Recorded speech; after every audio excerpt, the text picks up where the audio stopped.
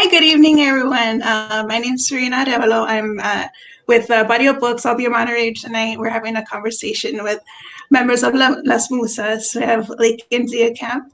We have Cristal Maldonado and Monica Gomez-Hira tonight. If you'd like to introduce yourselves, go for it. I'll go first. My name is Laekan Zea Kemp, and this is my debut novel. It's called Somewhere Between Bitter and Sweet, and it came out on April 6th. So it is currently in bookstores, and you can pick it up wherever you like to shop. It's a contemporary romance told in dual point of view. So I've got two main characters, a female MC and a male MC. It's about the power of food, family, first love, and finding where you belong, set in a Mexican restaurant that is the heart of a fiercely loyal Chicana neighborhood. And it's been comped to Emergency Contact, and I Am Not Your Perfect Mexican Daughter. And it's perfect for fans of all things coconut flavored, al pastor tacos, Elvis Crespo, Headstrong Girls, and Marshmallow Boys. It's also a super timely novel and tackles tough topics like gentrification, immigration, and mental health issues.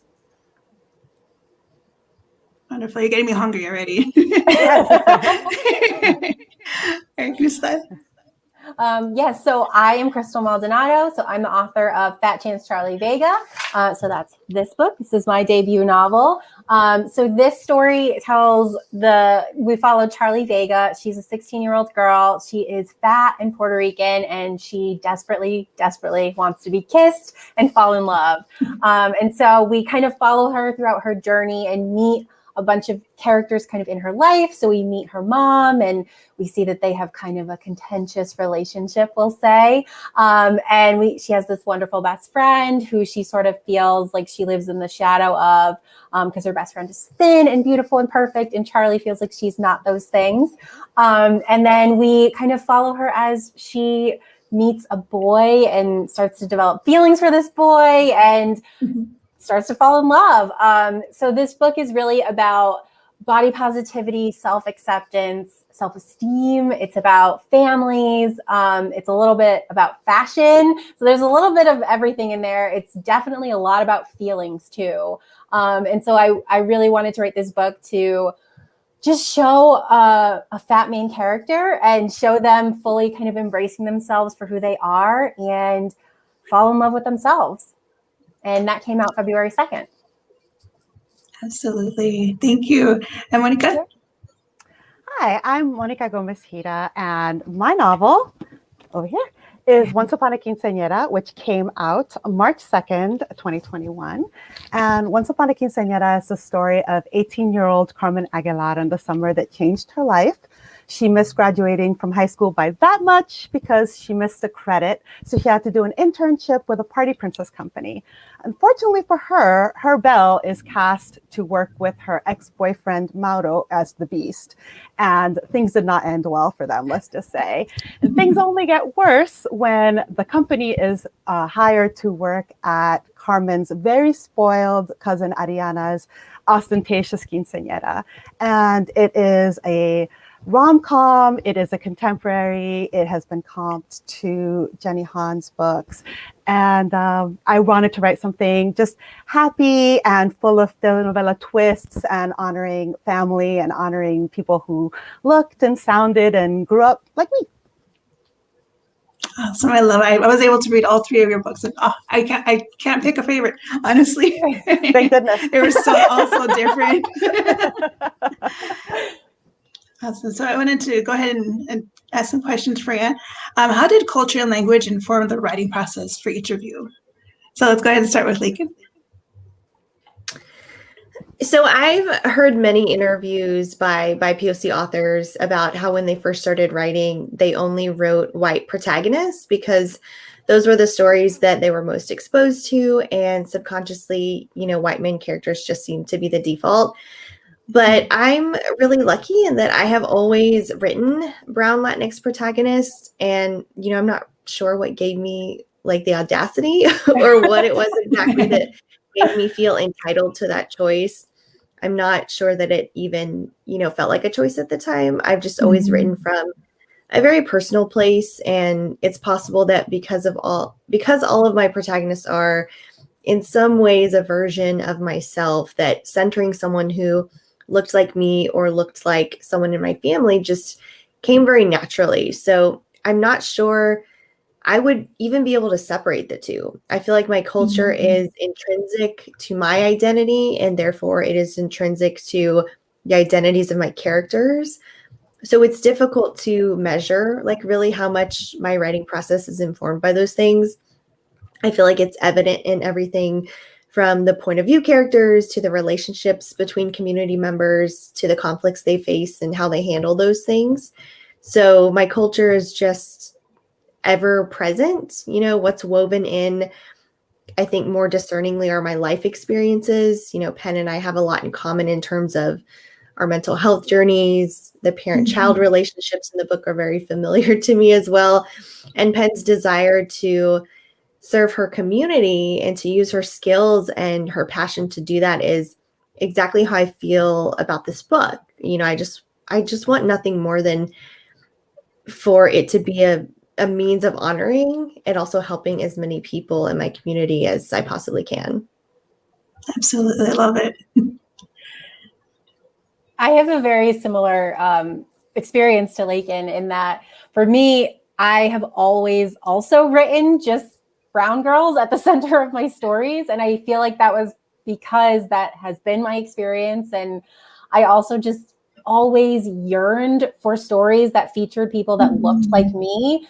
So anytime I was had the opportunity to create those stories and create those characters, selfishly, I modeled them after what I looked like because I just didn't feel like I was getting that from anything else that I was writing or reading. So even when in the early days when I was like writing fan fiction about boy bands, all the main characters looked like me, you know, and that was a big part of it because I just didn't feel like I got to see people that looked like me in movies or TV shows or in the books that I was reading. And so for the character of Charlie Vega, you know, she deals with a lot of similar things that I dealt with growing up, this sort of feeling like as somebody who is both white and Puerto Rican, who I feel like I always straddled the line between two identities and I never quite fit nicely in either or. And so I had, you know, it was tough growing up trying to figure out like, where do I fit in? And I don't feel like I check this box, but I also don't feel like I check off that box.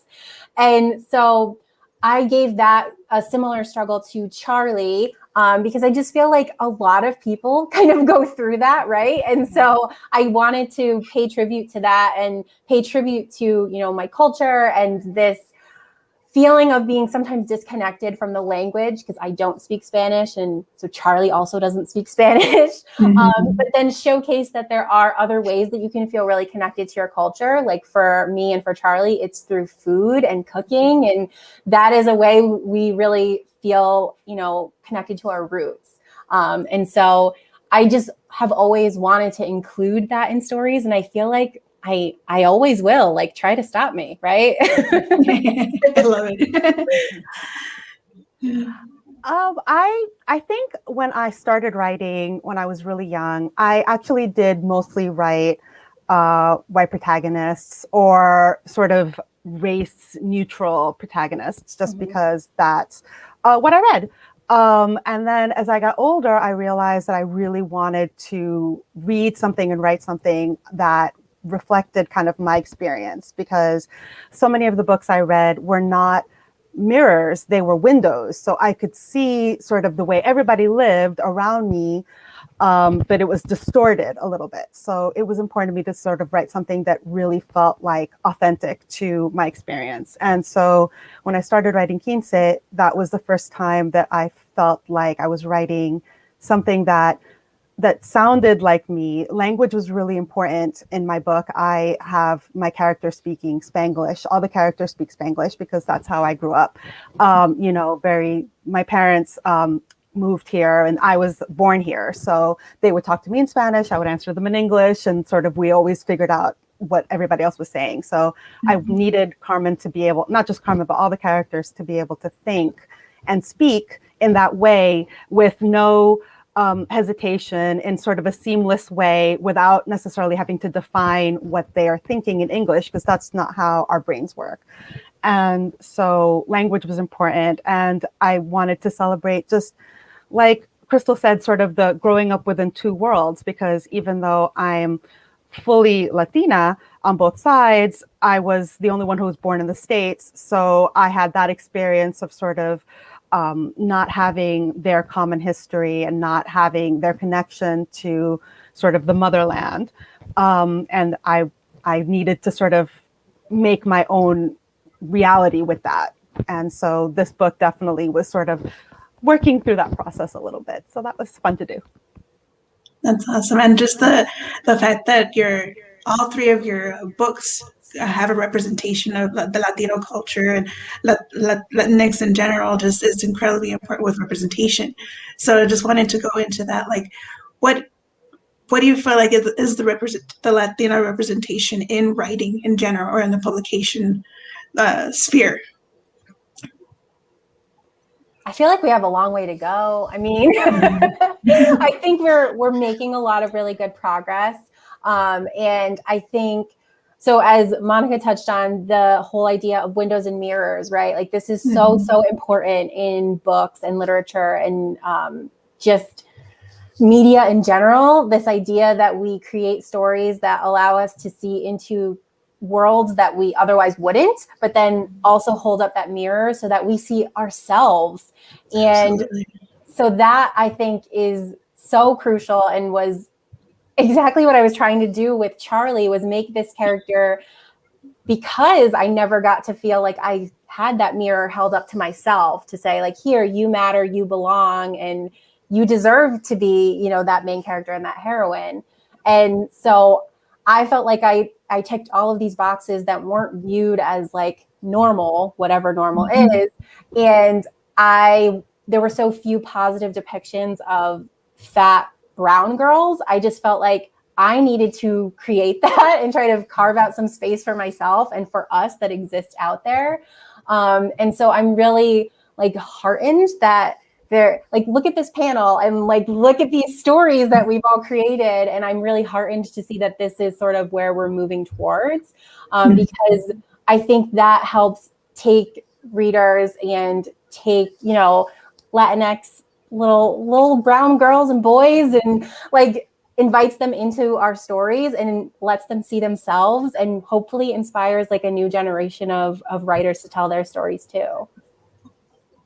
Definitely. And what I love about this panel and what I love about what's happening in publishing today is that we've all written very different books. I mean, we've written contemporaries, but we definitely look at different sort of angles on the Latin experience. And I just think that's really interesting because I think for a while in publishing, there was definitely sort of one monolithic Latinx story.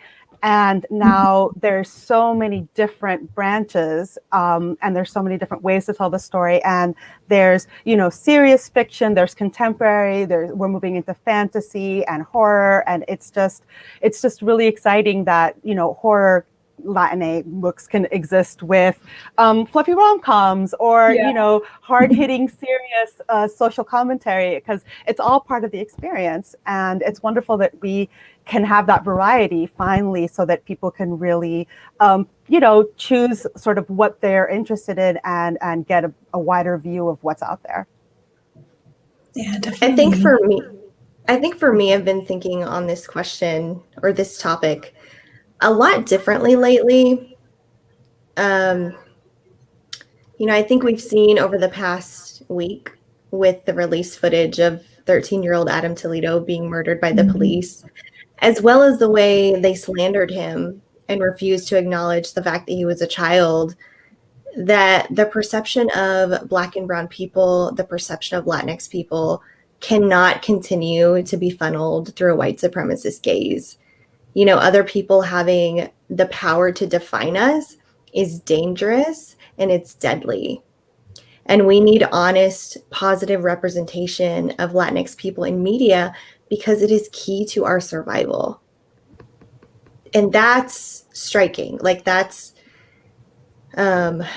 it's hard to think about. And I think that goes for all marginalized communities. Our Asian family is being violently targeted because of lies that fed a warped perception of that community that resulted in the murder of 8 people in Atlanta, Georgia. So it is imperative and it is urgent that we take back the narratives that have been hijacked from us, and that we destroy these lies about us and the institutions that perpetuate them. And as writers, books are how we try to do that, but we are only one part of the equation.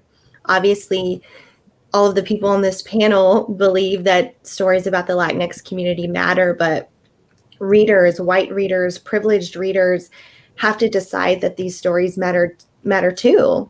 So we all have a role to play in this. And, like I said before, this problem is so urgent, which is why I know Crystal and Monica and I are working our butts off to write as many books for our communities as we possibly can. But we need so much more than that, right? We need publishers to pay what those stories are worth. We need booksellers like Bookman's and Barrio books to introduce us to new customer bases.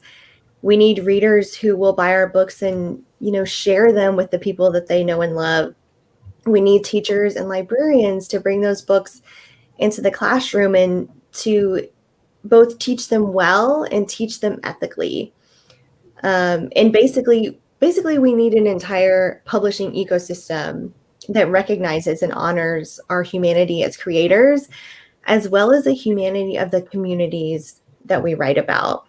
So it's a really important issue. And, it's not just about having representation because it makes us feel a certain way or feel valued or feel important.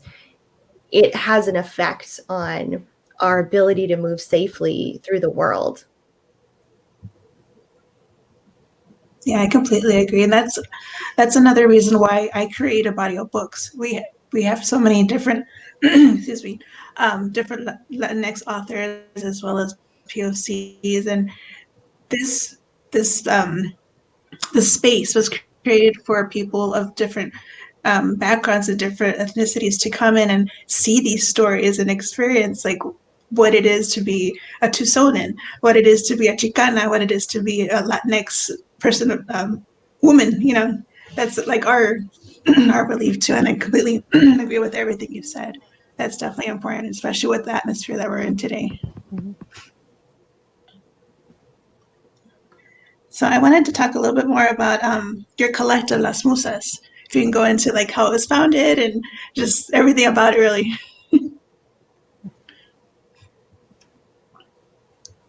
Who wants to start? Take notes, goes.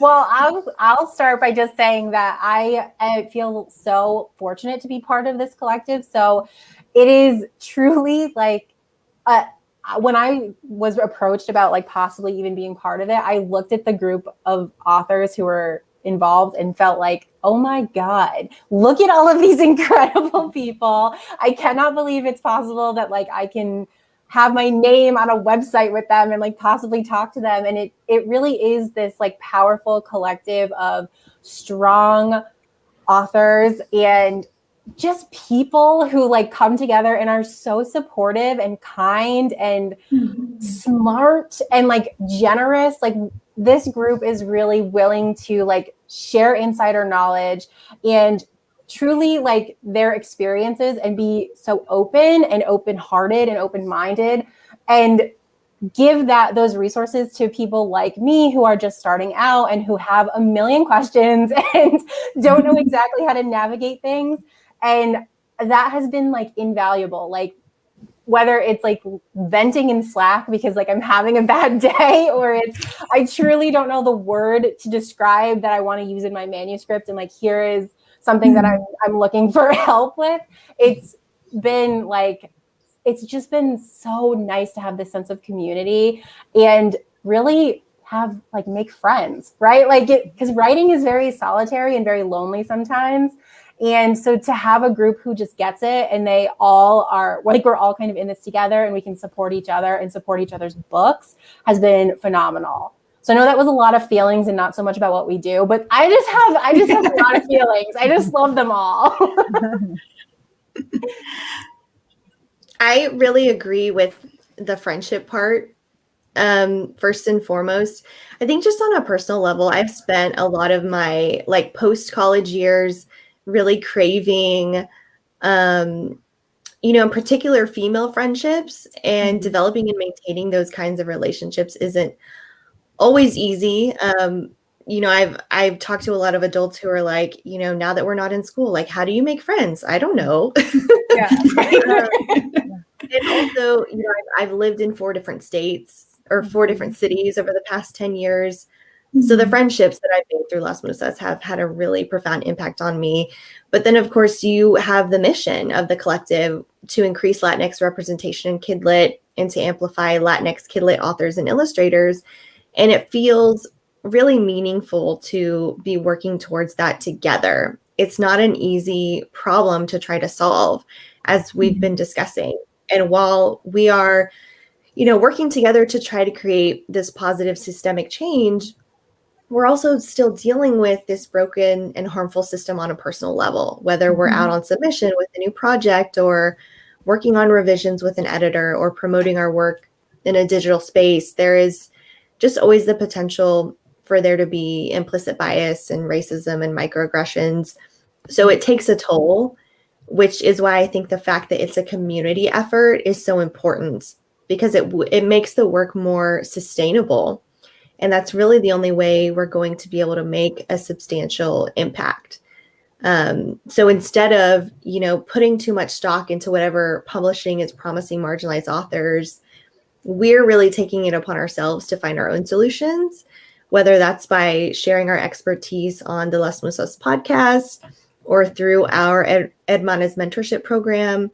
Transparency is really important to us because we know that breaking down those informational barriers that keep so many marginalized authors out of traditional publishing is crucial to this fight. And also because we know our community has to stick together and take care of each other because no one else is going to do it. So I feel like that's what Las Musas is really about. It's just an extension of what the Latinx community is already so used to doing and being for each other. A helping hand when you need it, someone to fight alongside you, and also just a place to be fed, mind, body, and spirit, so that you can keep telling the stories that you long to tell, so that someday kids will have access to those stories and that community work will kind of come full circle. What they said. I mean, it really is the community and the educational aspect that is so meaningful. Just the fact that, first of all, just the sheer number of us is heartening. It's like we're all in this together. And sometimes it can feel like you're the only one. I mean, I'm sure we've all been in spaces where we have been the only whatever we are.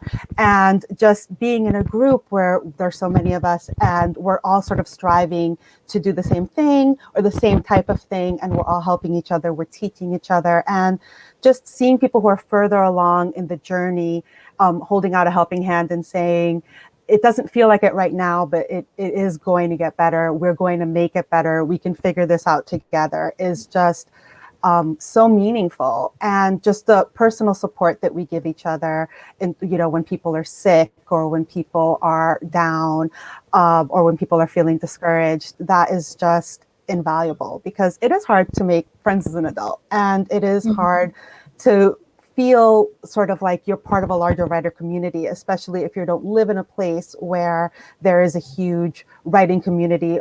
Forget, Latinx writing community, just writing community in general. It's just wonderful to feel like I'm a part of something larger than myself, and like we're all working towards something that is really going to change the publishing landscape, because so many smart people can't fail. It won't fail. Yeah. There was this tweet. It reminds me, there was this tweet that went viral, a couple of months ago, that was talking just about how, yes, you can have author friends, but you should also be looking at them as your competition. I'm butchering this, but that was the general sentiment of what it said. And I feel like our collective turns that completely on its head. Like we truly do get excited for each other when a book comes out. And it's like the thrill of being able to celebrate each other and lift each other up is truly so meaningful. And I mean, like panels like these, and honestly, just like being able to have somebody to talk to here and there, like we really are just like making friendships and trying to invite one another into the publishing world and like carve our own space. We're like, okay, we're going to make space for ourselves. And then we're also going to bring other people in with us and we're going to do our thing. And it's really heartening, I think. Absolutely. Take space. Yes. Yes. Actually, it sounds so awesome. I'm not a writer yet, but I would love to join. Yes, join us. Join us. We have cookies. Exactly. And if anyone is Pastelitos. interested, Ooh. applications are open now, like the window for applications for our Hermanas mentorship program for the fall. You can go to the Las Musas website if you are a writer and you want to be mentored by a Musa or a Madrina. You can see all the people who are participating on the website as well. But if you're interested in that, we can help you with your manuscript, whatever stage that it's in. If you're in the brainstorming stage, if you're, it's polished and you want help writing a query letter, like we can help you with all aspects of that. So definitely apply if you're interested. Absolutely. I definitely know some writers that should get on that. And speaking of writing and the whole process and everything, what was the process like for you from writing to creating the book itself and the debut experience? That's a big question. Right. It's huge, but just like little points here and there. Okay, well, I'm happy to get us started. So for me, writing has always been just a huge like escape and something that brought me great joy. So even, whatever I was doing in my for my day job in my real life, I felt like I would always turn to writing just as something that made me feel happy. It made me feel kind of powerful in some ways. It helped me be creative. It was just it's been this amazing outlet for me throughout my entire life and very consistent. So it's something I've always just come to and turned to whenever I could, whether I was going through something or whether I was just like really happy and I needed a place to like put that energy. And so for Fat Chance Charlie Vega, I came to that manuscript when I was actually not in the best place, like mentally. So this was around the time of the 2016 election. And so I was having a really, really hard time with the outcome of the election, the vibe, the feelings, all of it. And so I was like, feeling like I didn't belong in a country that I lived in. And I just didn't feel like there was room for me or people like me. And I absolutely hated that. And I said, I'm not going to take that. And I'm going to write a story that features everything that this election hates and put that as like the main characters and all of the side characters. And they're going to have happily ever afters. And you can't stop me. And that was like my view. Like, I'm going to make this fluffy, beautiful, light rom-com story and show that we deserve all of these wonderful, amazing things. Because I just felt like I felt like I was lacking that at that time. Like, I didn't feel very hopeful and I was really stressed out and I was very anxious. And I wanted to create something that hopefully felt like, I don't know, like a warm blanket or a nice hug for anybody that picked the book up. And honestly, so getting to debut that has been really beautiful and meaningful. And I have, it's been beyond my wildest dreams, I think, to have people be able to read it and get that escape and get to have that feeling, especially during this absolutely wild pandemic where we're so stressed out all the time, and to hopefully provide some joy to people who really deserve it. Yeah, I mean, I actually had very similar experience. I started writing Quince a little bit before that, but I had a similar feeling of, I want to write something happy. I want to write a romance. I want to write something light, that it has everybody just having a happy ending, because I wanted to give that to myself. I wanted to give that to my younger self as well. So that was something that I was trying to do. And I started writing Quince as sort of just for fun, kind of off and on. But I started to feel like the characters were really beginning to speak with me. They were beginning to sort of live in my brain. I was getting to the point where I was listening to songs on the radio and they were reminding me of my characters. And I thought, okay, I have something here. So then I decided to take it more seriously. I joined a writing group here in Minneapolis that is for kidlit, and got my manuscript together, edited it, started to query it. And, things were kind of percolating, but it was very slow. So I entered a contest online called Pitch Wars, and I was chosen to be mentored by a published author. And we went through 2 edits of the manuscript, and then we presented it to agents. And then that's how I got my agent, and then edited again. There's a lot of editing in publishing, in case you haven't noticed. So edited it again and sent it on submission and sold it to Harper Teen. And where we edited it yet again. And then, and just debuting during a pandemic has been really interesting. On the one hand, I feel like when people tell me, oh, this book makes me happy, this book made me forget everything that's happening for a couple of hours, I'm just like, yes, that's exactly the plan. Of course, it's not exactly the debut experience I think any of us had in mind. We all thought we would, do more in-person things, but there's a flip side to that where we can do things like this, where we can sort of communicate with people all over the country and have the event sort of live forever somewhere on a corner of the internet. And so that's definitely a benefit. So, silver lining, although obviously I think we all would rather COVID be not a situation, but I mean, hopefully we can keep the good things that we've learned through this experience, even after we have solved this problem and we've all, gotten healthy again. Yeah, definitely. I'll try to keep this concise because it was a really long and winding journey. I actually wrote my first book when I was 17 and a senior in high school. So It's been more than 10 years that I've been writing strictly novels, like never short stories or poetry or anything else, always novels. So, have a lot of trunked manuscripts. I have some manuscripts that I actually self-published between 2012 and 2015. And near the tail end of my self-publishing career, I started teaching. And teaching is a really stressful and difficult job.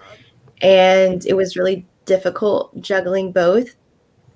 So I kind of took a break from creating those self-imposed deadlines and putting my work up online. And also I had sort of switched genres a little bit. I mostly self-published paranormal romance, and I had this idea for a contemporary romance, inspired by all of the years that my partner spent working in a restaurant. He just had the most hilarious stories of sort of the culture that they created in that space, within this found family of people from such diverse backgrounds. I really wanted to explore that idea, and that was kind of the seed of Somewhere Between Bitter and Sweet. And I think it was around 2013 that I started writing that manuscript. So I spent many, many years just writing it and rewriting it and trying to figure out what it was supposed to be. And I finally got it to a good place and felt comfortable sharing it with some beta readers. And the feedback I got just made me realize that this story was really special and that it was really different from everything else I had written, and also helped me realize how much I'd grown as a writer, and that the quality of this book, it was something that could stand alongside books that were in bookstores, which was, always the dream, to be able to go into a bookstore and actually, buy a physical copy of my book. But, I had just started this new career in teaching, and I was feeling really torn. Like, there were so many things that I loved about teaching, mostly the students. Everything else was really awful. And if you're a Yikes. teacher, you'll know what I mean by that. Just like all the admin stuff. And yeah, testing. I was an ESL teacher, so I took care of TELPAS, and with start time, I had just all of these additional responsibilities, all of this paperwork that I had to do. And I was also, for the 4.5 years that I was a teacher, the only person of color in my entire department. Oof. And so I was faced daily with microaggressions that if I brought to anyone's attention, it was nobody else noticed them but me, right? Mm-hmm. So I quickly developed a shield and was just on the defense all day, every day, would drive home in tears just because of how stressful it was. And not only was I experiencing microaggressions, but my students would experience microaggressions every single day. And even if I didn't have the energy or have it in me to stand up for myself, like that really, really got to me. All of the times that I tried to, seek out an ally, that I tried to, get justice for a particular student, and things just weren't going my way, it was really heartbreaking. And, funnily enough, there was one weekend, I was just, kind of confiding in my partner and telling him that I was just feeling really directionless and really lost because I wasn't being fulfilled by what I was doing in the classroom, because they weren't allowing me to do what I needed to do for my students. And at the same time, I had this story and I didn't know whether I wanted to self-publish it or really go after this dream in earnest of traditional publishing. And I told him that I was feeling sort of like a failure, just in that I didn't have that clear direction for myself. And that was the first time I'd ever had that feeling. And it was a really awful feeling. And that Saturday I went, I was block walking for Beto O'Rourke's Senate campaign. And like, that's really demoralizing, having doors all morning, or just people not answering the door. Mm-hmm. And so when I got home, like I was still in my Beto shirt. I had like just walked through the door, and this old man rang the doorbell, and he was there to collect census data. And, because I had had doors slammed in my face all morning, I didn't want to do that to him. And so I was like, yeah, you can come inside. I'll answer some questions. And I don't know if you've ever done the survey, like when an actual census person comes and like gives you the survey, but your answer to each question sort of dictates what the next question will be. And so we got on the topic. Choose your own adventure. Exactly. So we got on the topic of health, and I was answering the questions honestly, and he asked me something like, have you had to forego medical care that you needed recently because of costs? And I was like, yes. And he was like, have you had to forego mental health care because of costs recently? And I was like, yes. And he continued asking questions like along, mental health. And then he finally asked me, he said, when was the last time you felt like a failure? Oh, and Oh my God. like, that is a legitimate That's personal. I know. Yes, but like I looked across the kitchen table at my partner, and we both just wanted to laugh because we had literally just had this conversation. And so it really felt like a wink from the universe, like that someone is out there listening, and that whatever I'm feeling intuitively is right, and I need to follow it. So that's what pushed me to finally decide that I wanted to go the traditional route with this book. And then after I made that decision, things happened really, really quickly. I participated in DV Pit in April. I got my agent in May, and I sold my book in June. So I did not keep that concise. I'm so sorry. But I like sharing that story because, I want people to trust themselves. It's taken me a long time to learn how to do that. Mm-hmm. And I think it's really important. It's a really important step in pursuing true happiness, to trust yourself. Absolutely, yeah. And going off of that, for our young people who are joining us tonight, what kind of tips you would give them, or some kind of advice if they want to go into writing and just producing books and just poetry or whichever their heart calls to them. I could start with that. Finish something. I have so many half-written or first drafts of novels, of short. See, I actually did sort of write everything for a while. I've written scripts, short stories, poetry, blogs. I mean, nonfiction, you name it. So, but so many things that I wrote, I sort of took them to a certain point, and then I think it was fear, or maybe I just didn't know. I didn't know how to do it. But I think one of the things that I finally decided with Quince is I'm going to finish this book. I'm going to finish a draft. I'm going to teach myself how to edit. There are resources out there. There are books. There are websites. There are organizations like Las Musas that have, hermanas who will teach you, who will walk you through it. There's Pitch Wars. There are resources out there, but the important thing is you have to have a thing to work on, because it's a cliche. You can't edit a blank page, but it's true. And, it doesn't matter what it looks like when it starts. What matters is how it looks when it's finished. And no reader is going to care that it took you 20 drafts to get it the way you wanted it. So that's my advice. Give yourself time, give yourself the gift of finishing, and take yourself seriously enough that if you really want to do this, teach yourself how to edit and get advice on how to edit, get beta readers, join writing groups. It's all out there and it's available. The internet is a miraculous thing, and people will help you. They will answer your questions. People are generous.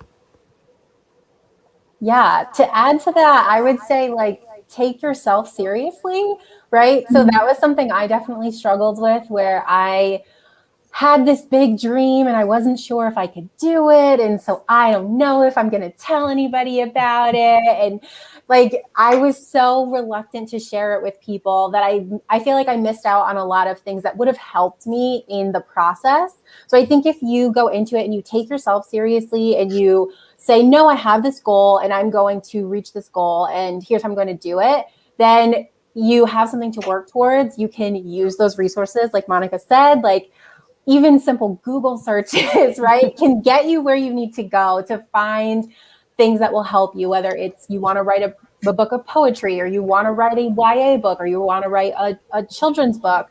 There are so many resources that are out there and are free, like podcasts. We have a podcast. Las Musas has a podcast, it's got all these tips. And so I think if you give yourself the benefit of the doubt and you really take the time to trust yourself and know that you have this goal in mind and that you can achieve it and you can do it, and then you'll get there. You'll put in the work. You have to do what Monica said. You have to write the thing. So that's a big one. So but once you do that and you settle on it, then, working towards it and taking it seriously and putting in that work and making this something that you set some time aside and you're like, I'm going to do my research. I'm going to enter a Pitch Wars contest or a DV pit or whatever it is, or I'm going to attend a conference. Do those things. Make yourself feel like this is legit, because it is. And it takes that effort at the beginning so that you can eventually hold your own book in your hand. Other things I would say, read a lot and find out what you like and what you don't like, because there really isn't a right way to tell a story. So it's fine if you don't like one genre, you can find another genre that works well for you. So I know I was stuck for so long thinking I had to write adult literary fiction, and that was the only thing that I could write. And then I was but secretly reading all these YA books, and then I was why don't I just write YA, because I love it. Right, it's a sign. So find out what you love, and then also find out what you don't love, and then you don't have to do those things. So and then I feel just remember that nobody can do your story like you can. So even if what you're trying to work on is similar to what someone else does, your version of it is going to be so much different. Just do it, because you deserve to have that story told. I would advise a couple of things. First, just to reiterate what Crystal said, read as much as you possibly can. And if you're a young person still in school, I would tell your teachers and librarian what kinds of things that you like to write about so they can help you find books that are related to those interests. And then you can see how other writers tell those kinds of stories. And then I would try to find other kids your age who also like to read and write and who also aspire to be authors someday. Maybe you can even start a club at your school. I'm sure you can definitely ask your teachers or your librarian for help with that as well. I bet they would love to help you with that. And, there's things like National Novel Writing Month, which comes around in October. I know Camp Banano is happening right now. And there are actually lots of schools that have created clubs around that yearly event where you write a novel in 30 days. So you could find people with similar interests that way. But reading and writing does not always have to be like this really lonely, solitary activity. It can actually be very social and a lot of fun to do with others. So read a lot and find friends who also like to write so you can cheer each other on. I love all the advice. I'll definitely take some for myself too. I can have all the help I can get. So can we all. Right? We're coming towards the end of it, but I want to ask, are there any projects that are coming out for each one of you, or special projects or anything coming up the line?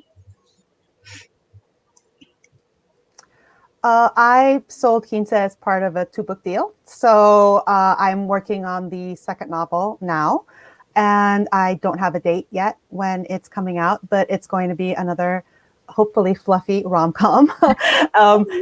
Trying to make it fluffy, but life keeps getting in the way. And it will have some of the same characters as Once Upon a Quinceanera did.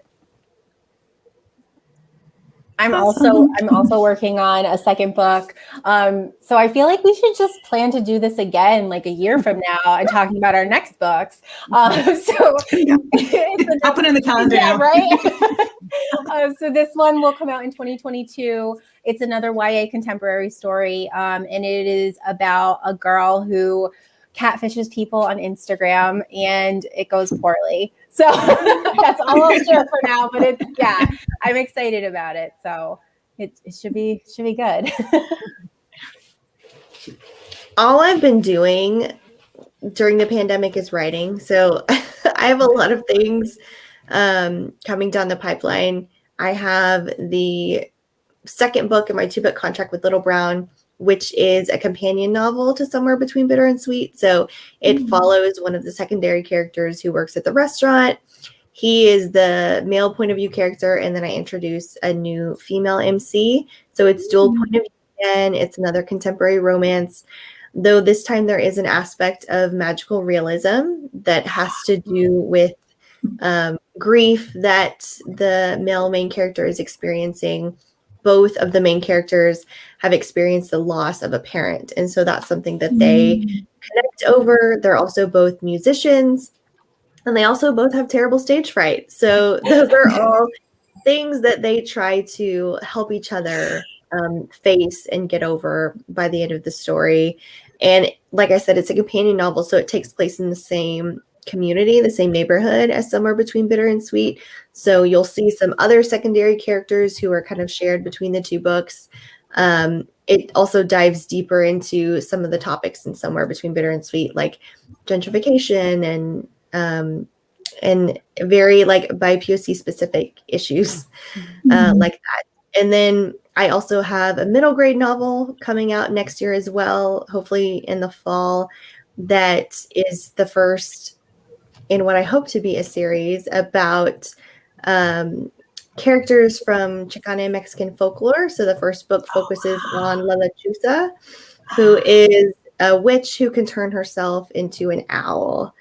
And that middle grade it was really my happy place during the pandemic. It's really funny. It's a friendship story. And also a story just about, not passing judgment on people based on how you perceive them, and really getting to know people before you create perceptions of them that might not be true. And then I also have some picture books in the works as well. Oh, exciting. I can't wait for all your writings and everything to come out. We already have a spot set for you guys, reserved right there. Little tape right there. Do not place any books here. This is for those Musas. But I want to thank you guys so much for joining me and having this conversation. Laekan, thank you so much. Crystal, Monica, I'm so happy that you were able to join us today. Also, Bookman's for setting everything up. We have all 3 books available in store at Barrio Books and also at Bookman's too. Thank you so much. This has Thank been you. so fun. Thank you for having us. This was great. Thank you. Thank you. Bye-bye.